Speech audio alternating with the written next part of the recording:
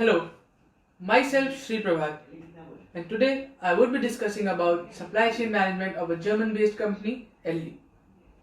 It is a supermarket chain which deals in all type of households and everyday products. This company has more than 10,000 stores all around the globe. Its first store in Australia was opened in 2001 in Sydney. Within 3 years, the company opened its 56th store in 2004. Its market share so far in Australia has a constant growth of 12%. This company is basically known for the cheap and best quality products all over the globe. They have a very basic concept in delivering the product at low cost, which is strong relationship with suppliers. As this company do not produce anything by themselves, they import everything from China and Bangladesh. By procuring materials from China and Bangladesh, they send back to their warehouses to the nearest store. They try to minimize the product branding and replace majority of their products by private branding. They also have their on-ground team in China and Bangladesh to keep an eye on suppliers. By this process, they procure best quality products to meet customers' requirement. This makes the company and supplier bond more stronger. Now, I will be discussing about supply chain management of Aldi in brief. Now we will be discussing about supply chain management of Aldi. The supply chain management starts from suppliers and ends up with the customers. In between suppliers and the customers, they have so many programs to overgo with. There are three main strategies Aldi use for this program.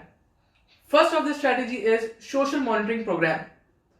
In this strategy, the uses to ensure credibility between supplier and the company. Aldi uses third-party audit conducted by their company members to make sure the quality standards of the product meets their requirement. As majority of the products are imported from Bangladesh and China, Aldi has dedicated their team on the ground on China and Bangladesh. There they keep an eye on the suppliers to make sure the product quality is best. They educate their suppliers to procure material from their raw materials. Second of the strategy is Aldi social assessments. In this strategy, as the part of the social assignment, Aldi conducts surprise and announce visits to their suppliers to make sure everything is going well and good. Third of their strategy use is very common in all other competitors like Woolworths and Coles. This is supplier ethical data exchange. In this, Aldi is the first supermarket company in Australia to achieve the membership of ethical data exchange. This helps the company to maintain all the supply chain related to informations on one ground. Now let's talk about the suppliers to consumers. This board shows the supply chain management of Aldi. It starts from suppliers, the procurement process, production, distribution and consumers.